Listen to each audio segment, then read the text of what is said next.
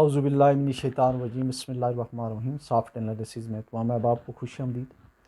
آج ہم اس بات کا جائزہ لیں گے کہ جو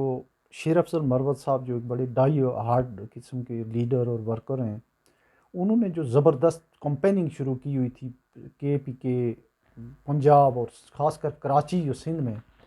اس سے کس بندے کو کیا تکلیف ہوئی ہے کہ ان کے اوپر کوئی پابندی اور اتنا سوشل میڈیا پہ اور پھر انہیں واپس بلانے کی باتیں ہو رہی ہیں۔ تو کیا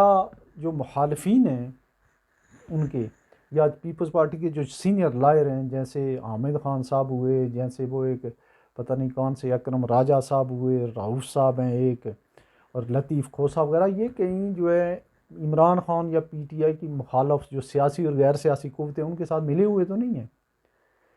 تو اس کا ہم نے جائزہ لینا ہے، اور یہ کافی مشکوک سی بات ہے کہ ان میں سے اتنے عرصہ ہو گیا کسی بندے نے کوئی ایک جلسہ کچھ نہیں کیا۔ عمران خان صاحب نے جو ہے جو ایک فیملی پالیٹکس ہے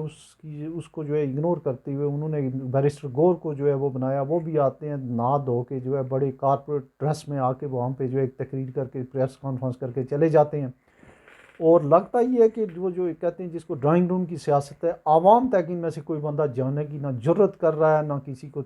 نہ ان میں سے کوئی کراؤڈ پلر ہے۔ جو رپورٹس ہیں وہ یہ ہیں کہ حامد خان صاحب نے اور ان لوگوں نے ایک شکایت کی ہے کہ وہ بہت ہی ایگریشن میں آ گئے ہیں، اور وہ غلط باتیں کر رہے ہیں، صحیح کر رہے ہیں، تو وہ غلط باتیں کر رہے ہیں۔ جو پی ٹی آئی کے ساتھ ہو رہا ہے وہ کچھ صحیح ہو رہا ہے۔ حامد خان صاحب ہوں یا یہ جو بیرسٹر گور ہوں یا ان لوگوں نے یا لطیف کھوسہ ہوں، ان میں یہ نہ تو تپڑ ہے نہ ان کی کیپیسٹی ہے کہ وہ کراؤڈ پل کر سکیں، نہ یہ جو ہے اب 10-10 12 گھنٹے یہ بوڑھے لوگ ہیں، اور جو ہے ڈیڈی مامی کیا کہتے ہیں اس کو، مامی ڈیڈی ٹائپ کے جو لوگ ہیں، تو یہ تو اتنی دیر کراؤڈ میں رہ ہی نہیں سکتے 10-10 گھنٹے۔ تو جو پچھلے دنوں اس کو جو دیکھا یہ گیا تھا کہ بالکل ہی جو ہے کوئی ایون جو ہے اتنے سینکڑوں لوگوں کو انہوں نے ٹکٹس دیے ہیں، ان کے امیدوار ابھی سامنے نہیں آ رہے۔ کچھ لوگ جو سامنے آنے شروع ہوئے تھے، ایک جو ہے ایک مطلب سلسلہ بنا تھا کہ اچھے طریقے سے جو ہے ان کی کم از کم مہم جو آزادی امیدوار ہیں وہ چلے گی، تو اس کو جو ہے اس کے اوپر انہوں نے ایک سرجیکل سٹرائک کر دی ہے۔ تو اس کے بارے میں جو ہے وہ آگے بعد میں ہی پتہ چلے گا کہ اوریجنل بات کیا ہے۔ اب لگ یہ رہا ہے کہ جو عمران خان صاحب نے بھی جو سائیڈ لی ہے، تھوڑی منع تو نہیں کیا لیکن انہی کی طرف گئے ہیں وہ۔ اب شعیب شاہین صاحب ہوں یا یہ جتنے بھی لوگ ہیں، یہ جتنا یہ وکیلوں کا بہت بڑا ٹولہ ہے، ایک تو انہوں نے 60-70 اپنے چیمبر کے لوگ، اپنے جو رشتہ دار اور جتنے بھی تھے، ان کو کثیر تعداد میں ٹکٹ دلوا دیے۔ وہ کامیاب ہوں یا نہ ہوں، پی ٹی آئی جماعت رہے یا نہ رہے، ایک کام ان وکلا کا یہ ہوا ہے کہ وکلا کی جو ان کی پریکٹس ہے، جو ان کے نمبر آف کیسز ہیں، وہ اگر کسی کے پہلے 100 تھے تو ابھی 500 ہو گئے ہیں، کسی کی اگر پہلے جو ہے آمدنی اگر جو ہے وہ کروڑ تھی تو ابھی 10 کروڑ ہو گئی ہیں۔ تو وہ تو اگلے 5-10 سال تک ان کا بزنس مزے ہو گئے، باہر سے ڈالر بھی آ رہے ہیں، یہاں لوگوں کے دھڑا دھڑ کیسز بھی سارے ان کے چیمبر کو مل رہے ہیں۔ اب لطیف کھوسہ صاحب ہوئے، شعیب شاہین صاحب ہوئے، وہ راؤف صاحب ہوئے، یہ سارے، اور حامد خان صاحب جو ہے، حامد خان صاحب کو جو ہے وہ پتہ نہیں ان سے کیا ہے۔ حامد خان صاحب تو ایک کبھی جلسہ، ایک میٹنگ، کارنر میٹنگ کر نہیں سکے ہیں، یہی حال لطیف کھوسہ کا۔ تو یہ ایک بہت بڑا ڈینٹ پڑا ہے۔ اور اس کے علاوہ ایک پاکستان بار کونسل میں جو لوگ ہیں، وہ جو آسمان جہانگیر صاحب اپنے آپ کو جو ہے وہ وارث سمجھتے ہیں، وہ انہوں نے بھی ایک مہم شروع کی ہے۔ تو لگ یہ رہا ہے کہ یہ کوئی بہت بڑی گیم ہو گئی ہے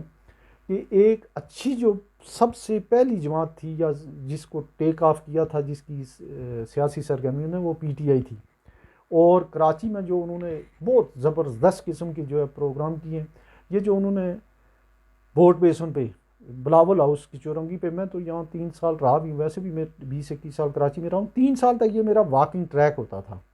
تو یہ کتنی لمبی جگہ ہے، وہاں پہ ظاہر ہے ہمارے جاننے والے لوگ بھی ہیں، پھر اعظم بستی، یہ پورے اس علاقے میں وہ گئے، اور ان میں ایک تو پی ٹی آئی کے ویسے عام ووٹر بہت تھے،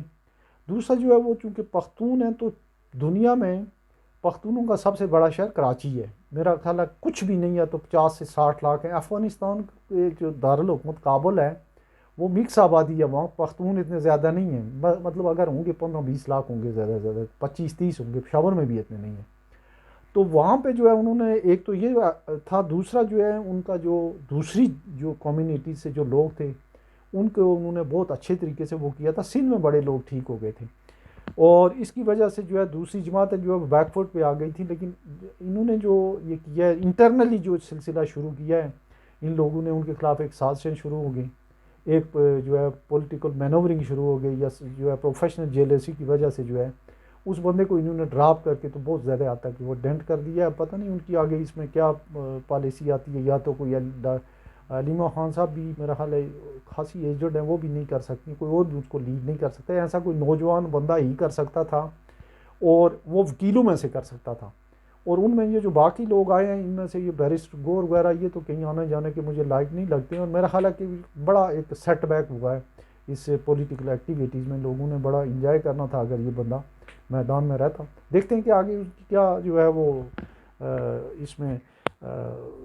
حکمت عملی ہوتی ہے، چونکہ نون لیگ نے بھی ابھی تک جو ہے وہ کوئی جلسے نہیں کیے ہیں، اتنے اکا دکا جلسے کر رہے ہیں. بلکہ میرا حال ہے نون لیگ والے تو یہ سمجھ رہے ہیں کہ ہمیں بلا مقابلہ ہی کرا دینا چاہیے، کہ الیکشن کمیشن اگر نوٹیفائی کریں تو یہ زیادہ اچھی بات ہے. ادروائز جس حساب سے نواز شریف صاحب جو ایک ایک دن میں 8-8 10-10 6-6 جلسے کیا کرتے تھے، وہ ابھی بات نظر نہیں آ رہی ہے. مریم صاحبہ نے ایک آدھ جلسہ کیا ہے، اب شروع کرنے والے ہیں، وہ بھی دیکھتے ہیں کہ اس کا کیا رزلٹ آتا ہے. تو آج اتنا ہی، اپنا بہت سارا خیال رکھیے گا. اللہ حافظ.